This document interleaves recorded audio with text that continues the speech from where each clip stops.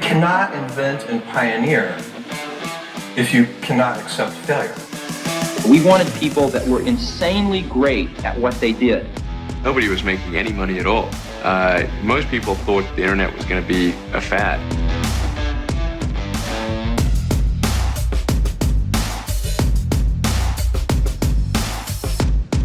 All right, we are on episode 101. So I thought it was very fitting to start with someone that's going to talk about the end that is near. But no, I've got someone I'm lucky to call a friend on this podcast, Micah Truman, who has a business that I am just blown away with every month when I get to hear updates from him, because I think this guy has something that is going to honestly impact everybody, and he'll probably be a billionaire or it'll go the complete other direction. But Micah, beyond excited to have you on the podcast, man. Thanks so much, Jim. Really appreciate being here. Yeah. Micah, how do we know each other? We know each other through our group, EO. We meet every month and we spend a lot of time together. So we know a great deal about each other, both personally and professionally. So yeah, it's been a super intense experience with this particular business crew. And for me, it's been really instructive as like the oldest guy in the crew to be getting help from a much younger bunch, which is something we can talk about later, by the way. No, I love it. It's a very diverse group, to say the least. And I love that it's different business models, it's different people, which gives me, I love hearing an outsider's perspective on our business. And I had this at the end, but I'll start with it. We did an update last month, and I'm going through some things, thinking through some big strategic decisions. And I did this share where I'm like, here's what I'm thinking and what I'm going through. I laid out the pros, I laid out the cons, and I thought I like had it all down. And then I was like, what do you think? And I somehow like locked eyes with you. You looked at me and you go, Jim, I am exhausted hearing you talk. Like, I don't know what you're doing. And I was just like, oh, okay. So you want to respond to that? Do you feel good about how you made Sure, absolutely. No, I think maybe it's because I'm not as analytical as you are. Maybe it's because I laser focus on something that obsesses me and then I do it. One of the things I see in you, Jim, is that you almost cast your eyes over the landscape and look for features that stick out, and then you go gunning for them, which is a very different approach than I do. It doesn't make it wrong. It just requires a toolbox that I don't necessarily possess. And I don't know if I'm capable of dealing with that much information inflow. At a certain point, I get paralyzed, but you seem very comfortable in that environment. So from an outsider, it's like, go get him, young blood. But for me, it's just like, wow, that's a lot, if that makes any sense. I think it shows that I'm about to break is what that means. But I don't know about that. Maybe you're looking pretty strong. I will say I love the focus you have with your business and your mission is what I want to get to. So we'll start with that. Just like real quick. What is Return Home? And can you speak at all to the size and scale of your company? Sure. So Return Home, we transform human remains into soil. We take a body with our proprietary methodology, can transform it completely into soil in 60 days. It took us 2.5 years to develop the science technology to fabricate the equipment. We've been open for, 15, 16 months. I have a team of 7. We have helped almost 100 families from 15 states, from as far away as Hawaii and Connecticut and Toronto. Not that Toronto is a state, but here we are. So it's been really, really powerful.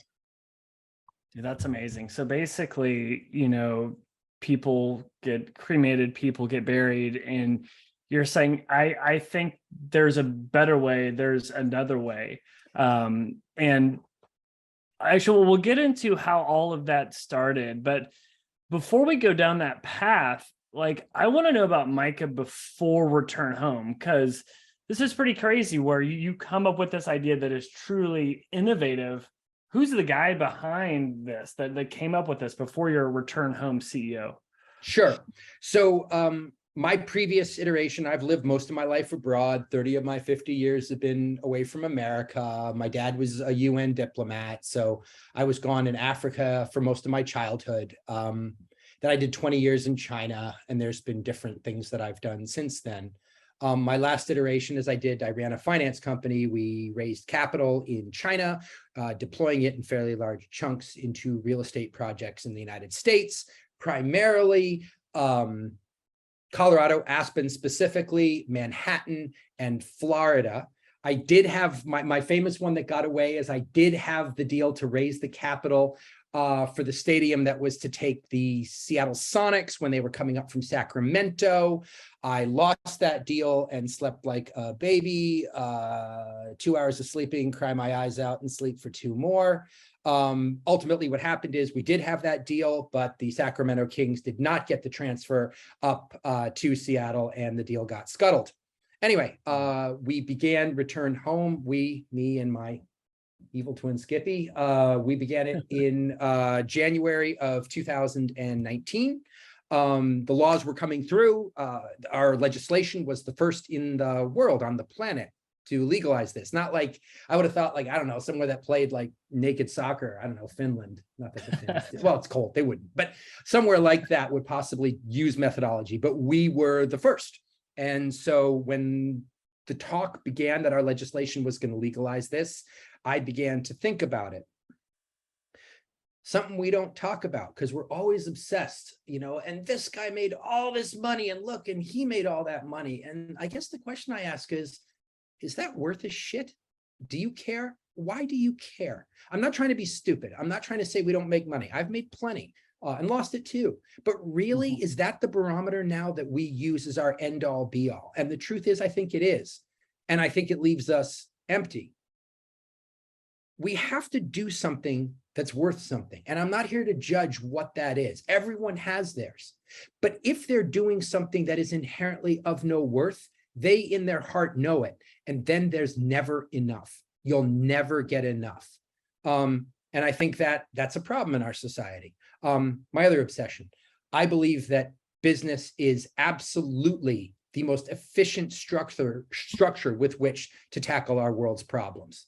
The hardest money you're ever going to make is a nonprofit, right? Rich guys, they fall in and out of love all the time. They're excited about education of young girls in developing nations until they find that children are dying of curable illnesses, and there goes the education, and here comes the donations for medical supplies.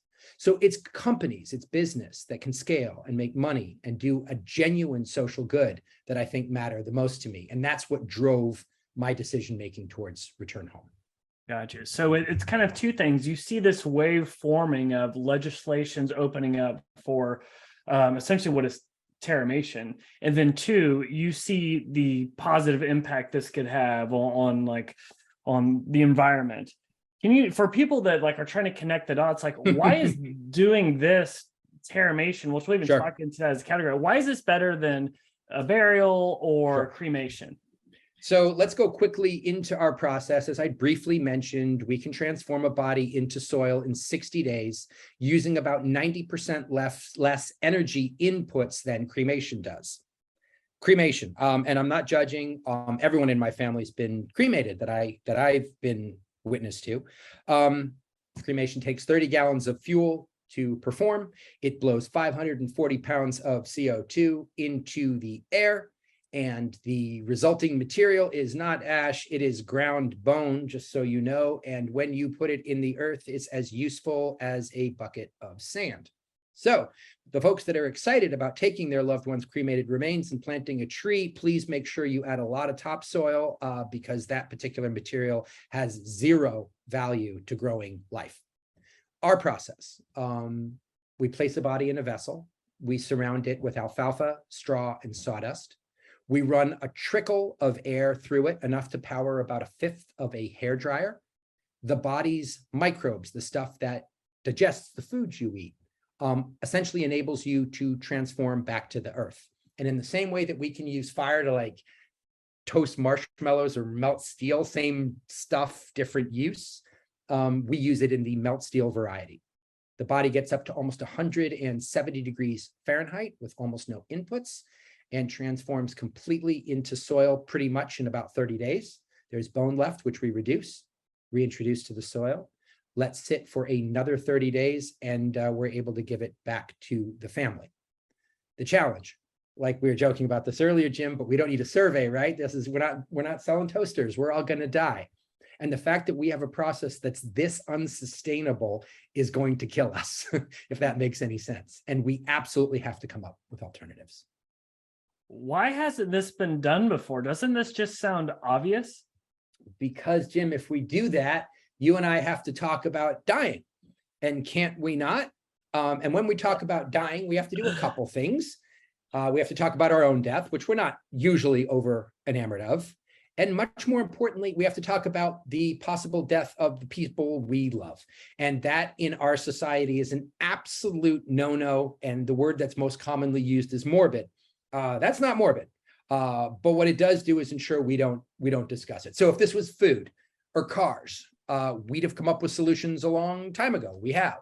But this is death. And that means we've been extremely slow because we're scared. Shoot, I'm scared. Yeah. I get scared all the time. And to see the impact that it has on the environment, that's something that kind of puts it over the hurdle of like, hey, now is the time, right? So the thing that I'm impressed by is you see the legislation happening, and then you're like, hey, I'm going to make a bet and I'm going to test this out. I'm going to raise the money to build a massive facility around this. What's your thought process when you're going down that? Are you like, hey, I'm rolling in Scrooge McDuck money. This is no big deal. Or like, where are you at? When I started Return Home, I didn't need to work again. And I did not by any means have Scrooge McDuck money. But it meant I could have lived a comfortable, nice life. But for some reason that didn't appeal. And here I am. I think the obsession really is, how do we make this happen? And for those of you that are entrepreneurs and have done this, when you make a really powerful pivot in industry, frankly, you have zero credibility. And I had none. And there's good reason for that. Why should they believe me when I have never worked in the industry? When I first began, I was like, forget it. I just can't do it with funding. And so I personally paid for the first stage of our development, which was a fair amount of money. It went into the 7 figures. But from that point, I was able to go out once I had established some credibility, had built a facility, people could see it. That's when we saw people jump in and begin to take part in our funding rounds, because we sound really cuckoo bird in the beginning until you come and see us. So you're this, business guy overseas working in real estate. All of a sudden you're putting bodies in boxes. What are the advantages or disadvantages of being naive going into a new category? I think being naive is very helpful. It gave me a view into the industry that my funeral colleagues didn't have. They were so siloed into a very specific way of working. And we really took them by storm. They really didn't see us coming. And so we are so different than anything that's ever happened before. And my outsider perspective was quite informative in that way. But unlike what I used to do, right? I'd sit on a Zoom call with some alpha male and see if I could nail the deal. In this case, I got to go sit with a family who lost a kid, or someone who lost their wife, or, and this is a very different day. And it's both really hard and ridiculously beautiful, and has given my life a lot of meaning. For one. Oh, man. And I want to get into that, because that puts some perspective into life, because we all just want to look at our spreadsheets and work on stuff, but then you have real life things coming in and out of your office every day. Or not, as the case may be. Yeah, exactly. Not alive things coming in and out. Yeah. So yeah, definitely. Oh man, that's great. And so for people to know, can you talk a little bit about the traction? Because you're super humble, but like you guys are just saying funeral home of the year. Like your TikTok account, I was just going through, you're having a post with over 5 million views, which is a whole nother topic I want to hit on. But like you have to introduce a new category, which people don't want to talk about. Yeah. But you're really starting to see some nice signals. But can you give some more color on those signs that showed, hey, we might be onto something here? Sure. And Jim, obviously, you know it better than most anyone out there. When we started Return Home, our technology was excellent and our marketing was garbage, just terrible. And as a owner of a business, I was very accustomed to being competent, to being good at my job, to know the levers that needed to be pulled and to be very capable of pulling them. This was the most humbling thing to walk into the office in the morning and go, I've built it. I've built this facility and it's really good and it really doesn't matter. And I don't know how to fix it. And that was both humbling and terrifying. And that's when I went to our group, and our group put me through boot camp on the marketing side. And as luck would have it, we do have a very diverse group of individuals in our ER group, and almost to a person, they are absolutely black belt marketers in their respective, I mean, really accomplished. And so no one had an answer for me, but they were able to give me a toolbox. And one of the things that we began to do was social media. We found that Facebook is a black hole, miserable, soul-sucking waste of time. And we really began to focus intensively on TikTok, which was very counterintuitive.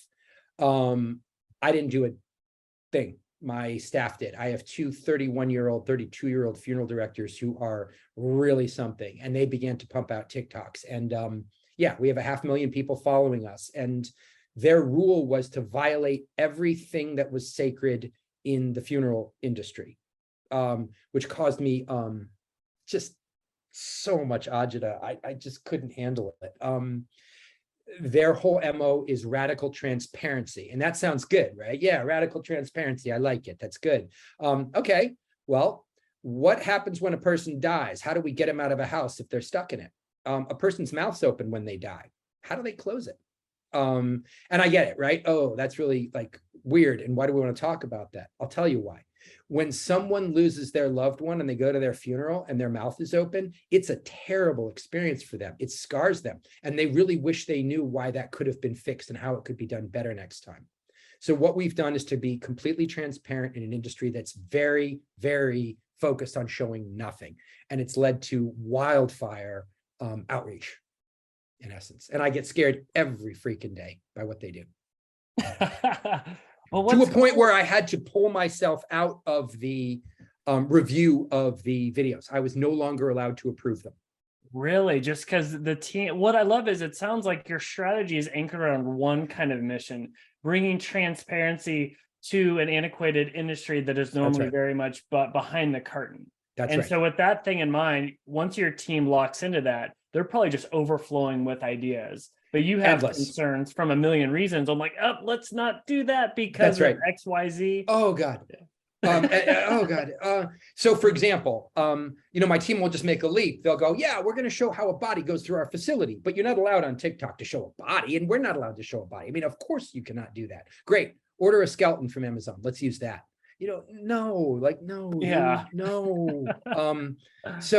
But they do it. And I think that allows for a really different perspective that the world hasn't seen.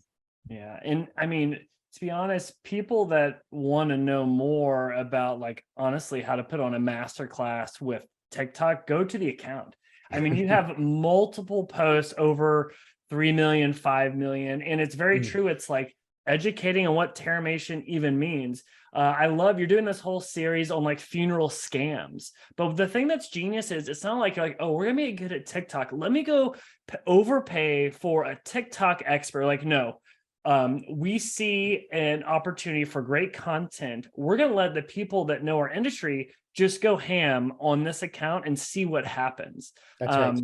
It's really impressive. And I think anyone that's trying to think about a creative TikTok strategy or any social media strategy, like there's a lot to learn from what you guys are doing. But I'll be honest, like it looks really good and professional. Like, how many people are managing this? We don't have anyone who manages. I'm sorry, of course we do. Bree and Katie manage our account, but Bree and Katie are also taking care of our families and putting decedents in vessels. We believe powerfully in keeping it in the company, and I have zero intention of outsourcing because they don't get it. Nobody that wasn't a funeral director could do this in the way that they can. They wouldn't even know where to start. Like Bree and Katie walk in and they're just like, we don't know the basics. Like, do you guys know what an autopsy looks like and what happens when someone's autopsied. Well, Bree and Katie would really like to do a series on that. Well, how can you even do a series on that if you don't know what this entails? And so this kind of stuff is important. Oh my gosh, that's crazy. The other thing that you've done that's pretty genius is I'm a big fan of the 22 immutable laws of marketing. And chapter 2, it's like, if you aren't number one in your category, create your own. You're catching this wave at a time where you all can own this category. You literally have trademarks around things around this. That's correct. Talk about like how intentional were you with that, with creating this moat around your business with this category creation? Yeah, we want this moat. We especially want it because this is an industry that's utterly commoditized. You could give two craps about what the funeral industry has for you. And the only time you're going to pick up the phone and do it is when you've lost your loved one and your world is coming apart. And then you're going to pick the name of the company that you were driving down the road and saw, and it's somehow in your brain, or you don't even know that. You're going to call your friend and he or she is going to tell you a name. It is the most undifferentiated, generic, disloyal group of customers we could imagine, or I should say, it's a generic industry in which our customers feel very little loyalty. And so the solution is to turn it completely on its head and make our people fanatically loyal. I really want to talk about something that's really sacred to us. And it's one that, again, one of the most hard things for me is to watch the best and brightest young people get so psyched about doing something. And I never once hear why it matters, And I'm not trying to be that guy. I'm not trying to be that boring guy. I'm just saying we have this world and it's so finite and we only have so much resource. It is our job as business people to scale the hell out of our business and do intense good while we do it. And somehow or another, that lesson's been missed. And I wish we could. So what differentiates us? We have to match ethics to our business. I am not saying this to be airy-fairy. I am not saying to be like, look, I'm a great guy. Let's go straight from a business standpoint, and then we'll go to ethics. Two of the things we're doing this year, people who take their own life by suicide and children we don't charge for. It's very important to me that that happens, but let's leave that alone for a moment. That is extremely good business. Log on to KUOW at 8 o'clock tonight, and they're going to be featuring us and talking about us exactly for this. And they'll be showing exactly how we do it and why. And KUOW calls us because we are doing something the world hasn't seen. So purely business. If you are showing incredible ethics matched with your business, people are going to care deeply. And then let's get into the human aspect. I raised $250 million of finance in China and deployed it. And when I quit that job, no one knew I'd quit it. And the reason they didn't know is it didn't matter. It didn't matter. Some other dude's doing my job, or three, and they're doing great at it. And who gives a shit? So let's do something that's valuable. So now let's leave the marketing behind, which is absolutely black belt if you've got powerful values that underpin it, and then talk about the ethics. When I run a system like this for my team and my staff can come in and do this for these families, they will kill themselves to win. They will kill themselves to win. So now I have marketing that people are, we've been across the planet in terms of our press. We've been obviously very strong with our social. And then we have a mission-driven staff that is ready to do anything it takes to win because we have a mission that matters. Finally, I get to get up in the morning and I feel good about what we're doing. And yes, we run a chance of absolutely dominating the space as a business as a result. And that is about, scale and money. We can have it. We can do both. Let's try.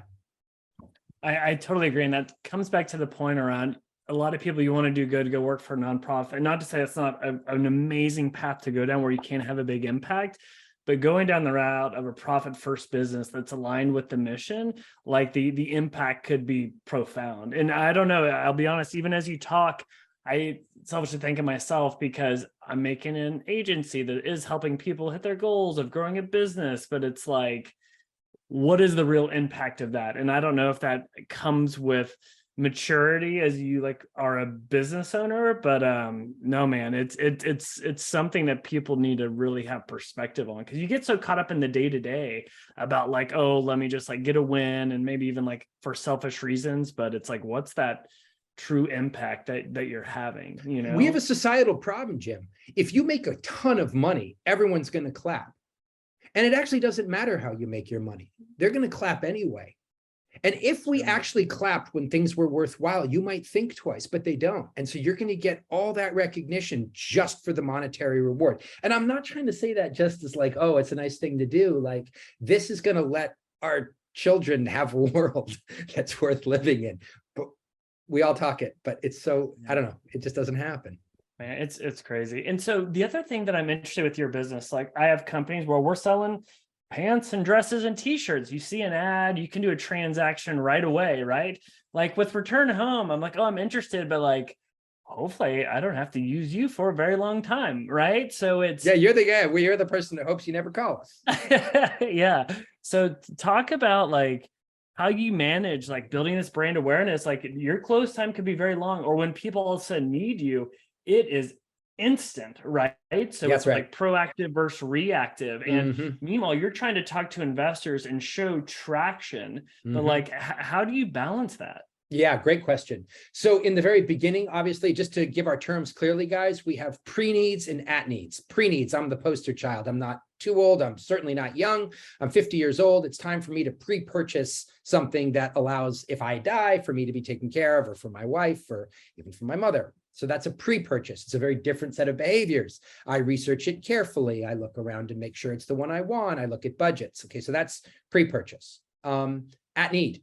That's when my loved one has died, and I am absolutely in the biggest hurry you can possibly imagine, and I need to do this in the next hour. And I have a million things besides the fact that I'm in obviously incredible pain. At need, let's talk about that. When someone does that, you have 5 minutes to talk to them. They will pick up the phone. We've added a number of different channels, and they're important. One of the most important is we have an online chat. Our rule is we'll answer that chat any time of day, 365 days a year. Someone who's lost their person is often incapable of talking. They can't, they can't even get words out, but they can often type. And so chat is something that happens a lot. Phones are often, like my response would be phone. I would pick up the phone, and if anyone put me on hold or gave me an answering machine, I'm going to hang up and call somebody else. Again, phones, we answer them 365 days a year, 24 hours a day, and only our team answers them. Finally, there's email, and those come through too, which means we usually have 90-second turnarounds on our at needs line if that happens. The fourth, and we're working on it, and it's incredible. I never would have believed it possible, but it's true. People don't want to talk to anybody, and they want to swipe a credit card, and they want someone to be picking up their loved one in the next 2 hours. Wow. And that's a major one, and we are working on the systems to do that. So there it is. In terms of pre-needs, just to go in quickly, we thought it was a small sideline. We're probably going to sell the better part of $1 million of pre-needs in this year. I think we can triple that the following. 29-year-olds in Miami are buying it. It's incredible, but that's a testament to our methodology and what we do and its uniqueness. That's amazing. And just building out that infrastructure to have that response time, because that is make or break, right? But you've got to have it. You do. And the nice thing about our industry is that our funeral directors are the hardest working people you'll ever imagine. So in a lot of industries, if you said to someone who worked in finance, you better get up at 3 in the morning if the phone rings, would, tell you where to go. In my industry, they'll be like, yeah, I will do that. Wow. Put me in, coach. So it has been a pretty remarkable bunch of guys. Dude, that's amazing. So one thing that I'm interested in, like you're in an industry that is dealing with death. How do you manage your own mental state? Because I'm a softie. Like I'll be watching Father of the Bride, or I watch Toy Story. I get teary-eyed. I don't know, like managing my own state going through all of this. But are there things you've been able to do to kind of stay cool and calm in those situations? It's not about cool and calm. It's about being functional. And no, the answer is I'm not always. As I said, I'm 51. I'm a guy. I worked in industries where it was not commonplace to cry. I don't think I ever did. That would be bad. I don't think anyone would appreciate that. I was unprepared. For all of you guys who are entrepreneurs, and I'm sure many of you listening are, you sit in a room and you have an idea and then you build it and then it becomes to some extent a reality. Mine was this, and then one day they put a dead body on a gurney and brought it into my office, and she was young and she was autopsied. And yeah, that was very powerful to me. And yeah, I cry all the time. And my staff laughs at me. But I'm human. I am not a trained funeral professional. If someone brings me, their 10-year-old child and he weighs 63 pounds and he has his stuffed animals in his box with him, yeah, I will cry. And so maybe I won't later. Maybe I'll be better. But those are hard things. And balancing that and this goes back again, I think we're sometimes shielded from the consequence of our work. If we're doing things and we're doing it in a vacuum and we're doing it on Zoom and we're picking, packing and sending and doing all these things, we don't have touch with it. But in this case, I do. And it's a real blessing. But there's going to be a lot of things that I have to work through to do it with less bumps, maybe. Man, dude, I totally admire just like what you're going through day in and day out, and like the success you've had. It's beyond impressive. And going to like a completely foreign industry, it's like, yeah, let me go and figure out that industry that's been around since the dawn of time and hasn't been disrupted. Yeah, let me jump on that one. But there's great beauty in it too. Like everyone's like, oh, it's always so rough, and like, darn, it sure is. But it's also really nice. Like when people walk into our facility, it's the brightest thing that happened to them in the hardest time of their life. Like this is the nicest thing that happens. And we can get into that in a bit, but yeah, there's so much beauty. Like I had 100 people in my facility yesterday, wow. A largely Filipino crew. They cooked this huge feast. They had their grandpa there. And I mean, for me, like, wow, I mean, I missed the Seahawks game and I got to sit with these incredible people. It was beautiful. Can you talk about that? Because I think one thing that it seems like it's happening is, whenever the body comes, people come with it. And it sounds like the facility wasn't prepared for that, but you all have leaned into it. And people should really look at the amazing like video that shows your facility, where it's become almost a hangout for these families to mourn and celebrate. And you all have really leaned into that. Yes. And that was hard. I come from a fairly Jewish background, not religious, but we're not down with putting bodies in boxes and painting them and walking by in a line. Like we hate that stuff. So it was very hard for me when my staff was like, we want to start putting our people in the vessels and we want the families to come visit. Because for me, that's like, that ain't it. And what we found really quickly was it was not what people think. It was not come here and see your person painted and walk by them. It's go say bye to them. And you can sit next to them and hold their hand. And that's something we don't really do. We've quarter pounder with cheese this business. We sit with our person, they die. It was hard and good and bad and probably all of the above. And then suddenly in come the folks with a plastic bag. They take that person away and they give you a bag of ash 72 hours later. There is nothing as dislocating as that. And when we ask our families where they suffer the most, it's almost without exception that it's when that process happens. Wow. So 80% of our families come to say bye to their person. And that includes a bunch of Jewish people. And that to me is unbelievable. So what happened was, when we were first building our facility, there was a dude, he was fixing the cracks on our floor. He had his Trump truck outside. It was like, geez, different world. He walked in, he's like, I hear you're turning bodies into dirt. And I'm like, I am. And I was waiting for like, yeah, and you suck, and and he's like, I just took my daughter to the crematorium last week and she was 20 and I'm her dad.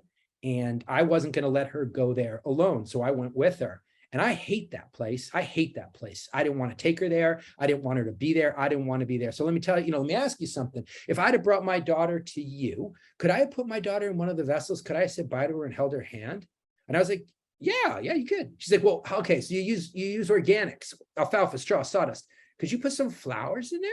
I was like, yeah. He's like, how about a lot of flowers? Because I wanted to put a lot of flowers. I was like, totally. And so we realized really quickly that our families, as long as it's organic, I mean, like a Twinkie's not organic, right? But if it can go through your gut, it can go through my vessel. Yeah. So people are putting like, I don't know, flowers and love letters. And I saw a joint in somebody's hand. And you know, I mean, I've seen all kinds of different things. Bad scotch, and they take the bottle out. And that's been incredibly beautiful. And then what we saw, because we hadn't designed it, is people began to stick stuff on the outside of the vessel, pictures and lights. You know, a group of kids who'd lost their friend would walk in with a bucket of Kentucky Fried Chicken and like stick 2 pieces on top. You know, we'd leave it there for like, you know, like a night max. But, you know, it's pretty incredible to see what happens there. And that's sort of how it organically grew. The difference is this: if someone loses their person, they don't care. They'll tell you exactly what they want. Like, Jim, you're a really sweet guy, and I think you'll say nice things until you lose your person, by which time all you're going to say is what you want. And you got about a month of that, and that's instructive. Yeah. Well, I mean, I think as a business owner, you always crave feedback and to know what people think. And you catch people at a state where you're going to get that, and you get it in a very direct way. And how you guys have leaned into that is really impressive. But that has to be so unexpected. You're like, oh, wow, I did not expect this. Okay, let's see how we can help. It does, but it's also really stressful and frightening. Like, my facility was ugly. It was built like Costco. And our intent was, you know, you don't know me, you don't care to know me. That's not personal. You've lost your person. You trust me. I'm going to transform them into soil. You don't know anything, and I'm going to give you it back, and we're straight. And our reality was so different. But like, imagine a mother who loses her 22-year-old, and she walks in and she has her chair and she wants to sit next to her child's vessel. And our facility's not nice, not warm. Yeah. Like, the whole time she's sitting there, I'm like, I suck. It's very visceral. It's different than like, I'm looking at my spreadsheet and I really feel that optimization is in order, right? I'm like, I suck. And this woman needs this stuff, and we got to do it. And so that required, obviously, rejigging our entire front of house. Wow, man. But it's cool that you have responded to that. But we try. Yeah, no, that's so cool. And so, well, what advice would you give to people that are literally doing this kind of moonshot, like what you're going through right now, where you've really made some bold moves in this direction to a category you didn't know about. You've had some great success, but if you're starting over again, if you're starting today, like what advice would you give to yourself or somebody going down this path?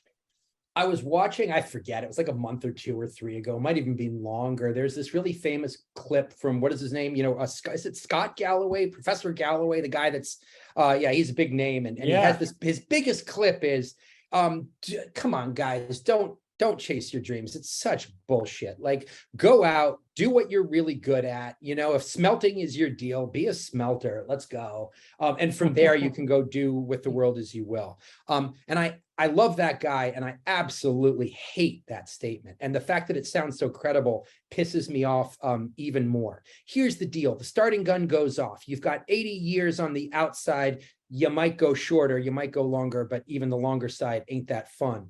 In that 80 years, you must do things that are worthwhile, and you have to chase the things that matter to you. And we've been told we're not supposed to, and we've somehow inculcated that. We've also been told we can do jobs as long as it pays a lot, that they're awesome. You know what? Investment banking, don't get me wrong, there's a couple guys that would really like investment banking, but for the most part, investment banking is shit. And most of the people do it fucking hate it. Tax law is shit. Forgive me. There's a couple of people who like tax law. I'm sorry, I'm going to get myself in terrible trouble here. But at the same time, I mean it. Most people aren't doing these jobs because they go to that job and like it. They go to that job because someone told them it was great, and then they get paid. And someone said to them, if you make all that money, people are going to think you're awesome. And then they're going to sit there at 50 or 60 and go, I just got duped, man. And we talk about midlife crisis. Midlife crisis is where you look over your shoulder, having done all the things the world told you were supposed to do, and you go, this is it? Like, this is as good as it got?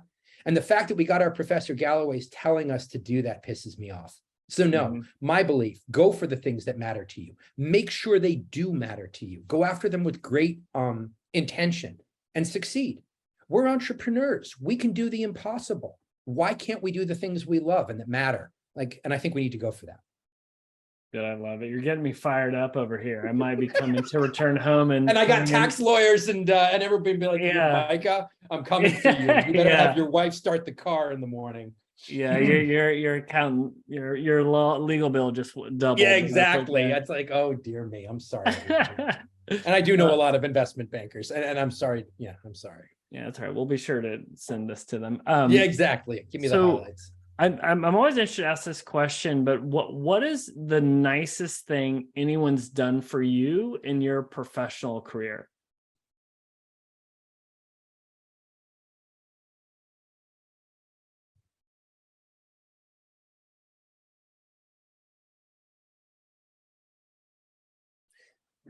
It's all without exception been in this last year of my life. And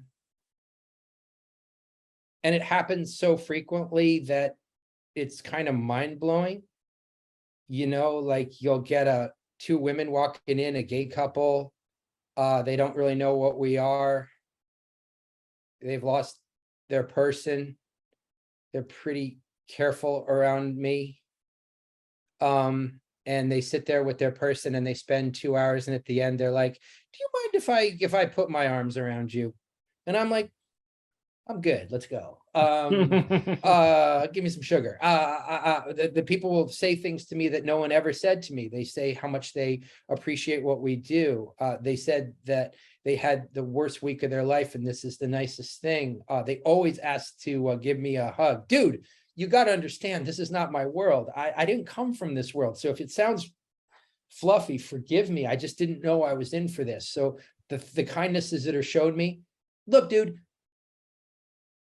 when people have nothing, when they've lost the person that matters to them most in the world, and they are just on fire, and they stand there in front of you and go, I really appreciate you. Would you give me a hug? It means actually they appreciate me and they'll give me a hug.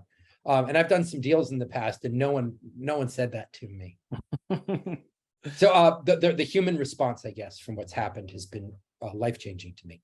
Yeah, at the end of the day, you're selling a product or service, and getting like a response like that is really the ultimate kind of win, I guess. Here's a weird one for you, Jim. And again, this goes back, there's a lot of companies that have done this, some with more success than others. I think the poster child for it is Tom's Shoes. They had a very simple rule, right? Buy a pair, we give a pair, thank you.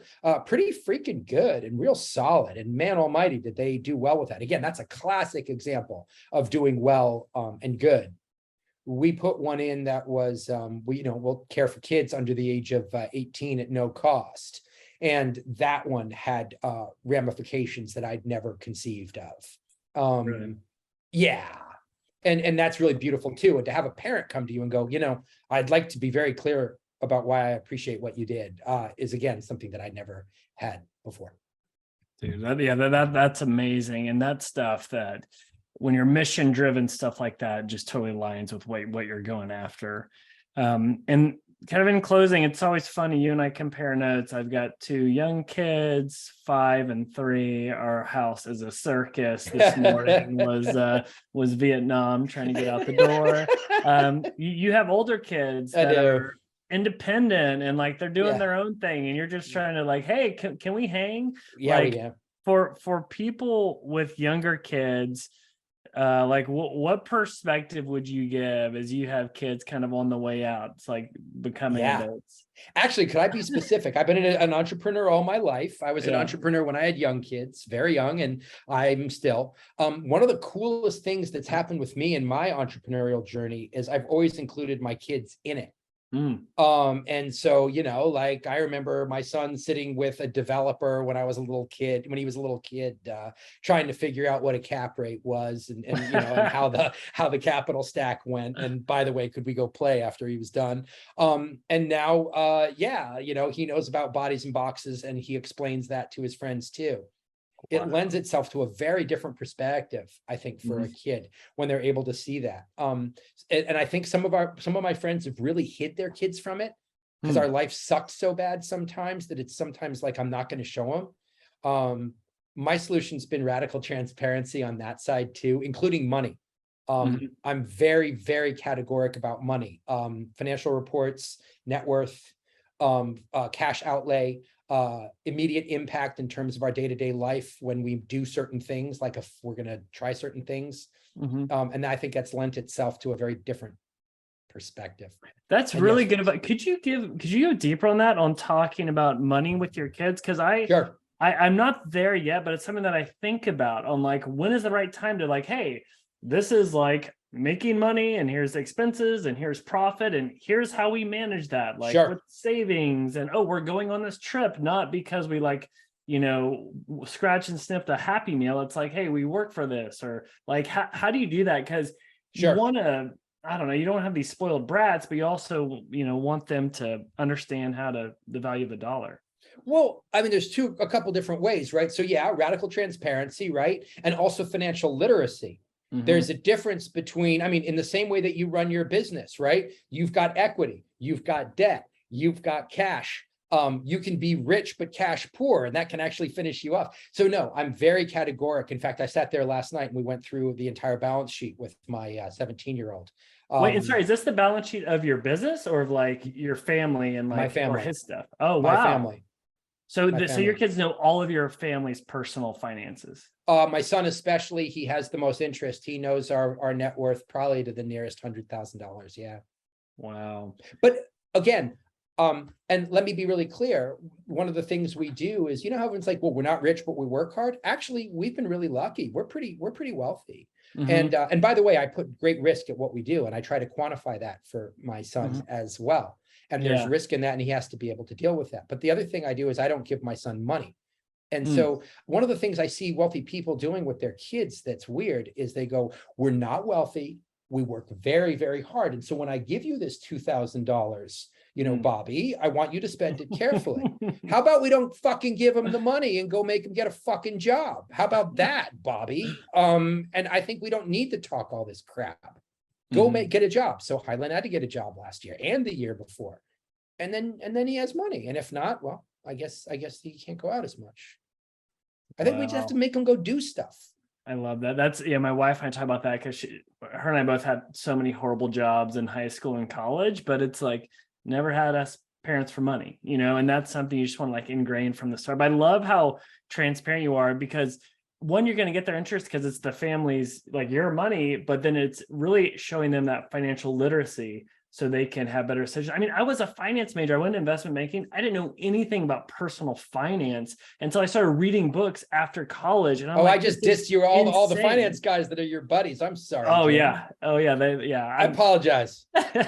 No, it's funny how I did exactly what you did. I was in investment banking. I was like, this stinks. Why am I doing this? Oh, people told me that was what to do. I was like, I'm out. I was like, this I'm out. Yep. Miserable. Yep. No, so financial literacy is a big one. And I don't see the need for secrets. I don't. What are we going to tell our kids? Why do we make the choices we make? What is it that we did that requires the things that, you know, that we're up to? You know, like I choose to make this following set of investments. It puts us in this following position. It means we can't do the following things and we have the following exposure. And by the way, if I blow it, we're losing it. And here's the number. Oh, wow. So you'll say that like, hey, we're going to make this investment in real estate or in XYZ. Oh, yeah. And like, here's how I'm thinking through it. Oh, yeah. And then you'll turn it around and go, what do you think? What do you think about making a real estate investment? And he'll, you know, and I think he'll have a really different perspective on it sometimes. And sometimes we'll disagree. He's like, bad call, dude. And I'll be like, all right, you know, we agree to disagree. Yeah, it's so good to see them form opinions themselves, right? So and actually they know, it's really interesting. They know a lot of different things. Like they know how to be doing a lot of their own. I mean, our kids, I mean, I hope that, you know, our kids are incredibly capable. I mean, I see this in our society, you know, how like, I don't know, I mean, I'm useless and I'm myopic, but you know how you like teach your kid to like make fires and kill bison or something a long time ago? I think entrepreneurialism and financial literacy are our latter day bison killing and arrow sharpening. I'll be honest, I'm going to make that into the soundbite. I could not agree more. Anyway, here we are. That is so good. And it's so true, because that's everything. I know I want My goal is to know how to like build a website, how to drive traffic to it and monetize it. And then we're good to go. My job is done. And no one's going to give you a job, let's say, because the economy's proper garbage, or you decided to become a certain skill set and something, you know, my friends who are journalists don't have jobs. What now? How do you retool? And our ability to pivot, especially in a world that I think is increasingly fast moving, is pretty important. Yeah, and that's so good. Well, Micah, we have gone over. I apologize, but dude, this is so fun. You got me fired up. I love it. But if people want to learn more about you, learn more about Return Home, where should they go? Sure. So go to returnhome.com, which is our website. Go to Return Home NOR, which is our TikTok handle. Type in human composting in Google and click on news, and there's a lot of it's on us. Or, well, you can't do it because it's tonight, but 8 o'clock tonight on KUOW, baby. It should be gone. That's right, showtime. I love it. Well, I will set my DVR because I'll be out trick-or-treating. It is Halloween. Oh, yeah, there's that. Yeah, have fun. Awesome. Micah, thank you so much, man.